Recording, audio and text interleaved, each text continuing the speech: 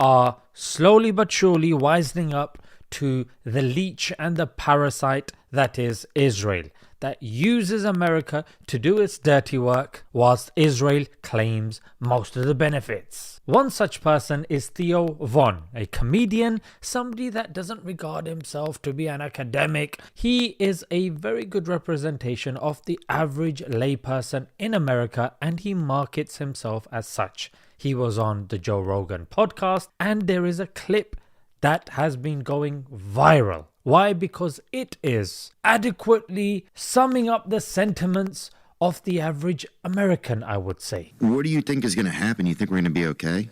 I hope so. Of course. I This is how majority of the conversations start. don't know. Do you think about it? I'm confused. I can't believe we went to this war. When we started bombing Iran, I was like, this can't be true. And what about Lebanon now? I know. Israel's invaded Lebanon. Yeah. Hasn't just invaded Lebanon. How Israel is taking control of southern Lebanon. Strikes hit Lebanon as Israel vows to occupy a swathe of the south after the war. Yeah. And it's like, just stop. Like, what do you need? Well, they're trying to, supposedly, they're trying to stop the terrorists.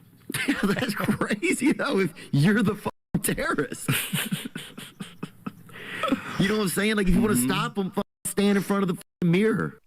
You can hear Joe Rogan in the background laughing alongside him and nodding along also. Yeah, or at least going, Ladies and gentlemen, such a small clip, but reminiscent of the current sentiment of the honest observer with regards to what's going on. Seeing their country being plunged into a war and admitted by Trump that, hey, Israel was going to go there. We had to go there. You know what I mean? And then here's the second clip. I'm just sick of this shit. And I'm sick of rich people not putting their kids over in these wars and shit like that. Put your honky ass kids up there. Let them go shed some blood. Especially if you're asking for it. Especially if you're out there bullshitting, dude. Put your honky little fancy ass kid up there, man. And that's exactly what is getting a lot of people to think, you know. Yes, we fight for king and country, they say, but shouldn't we at least be fighting for king and country for when it's justified? Not when it's to line the pockets of the rich people that are lining and it's within their financial interest, i.e. the military-industrial complex, double-faced game taking place. And who struggles? Who suffers? This man over here. The youngest United States soldier killed by Iranian strike was an Eagle Scout who helped homeless youth. Who's going to help the homeless youth now? Is it going to be the government?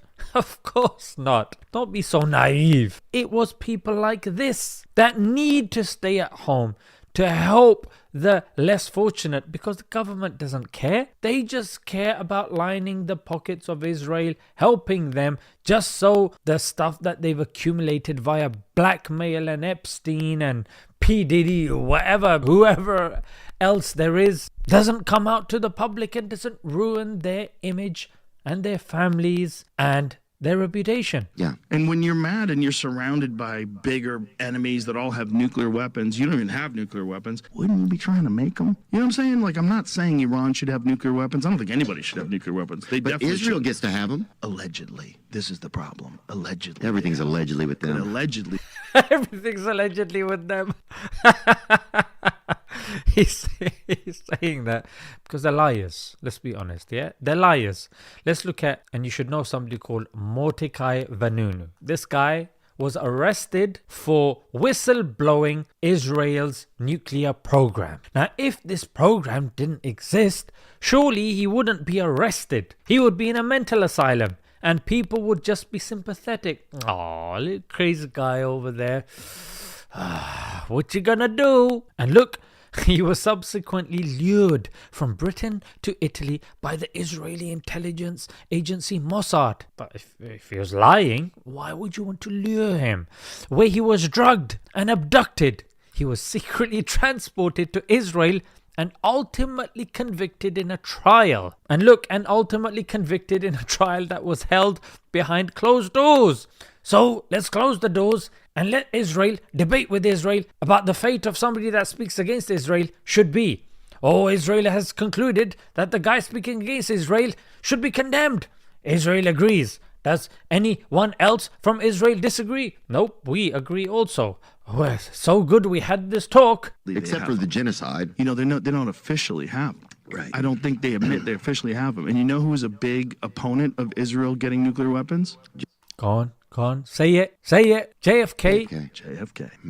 Yeah. That's what a lot of people think led back into the left. Oh, yeah. Before they killed. Killing, yeah? Him being killed. But look, Theo Von is still going to keep poking and prodding, yeah? He's given the whole left to the head or whatever it is, yeah?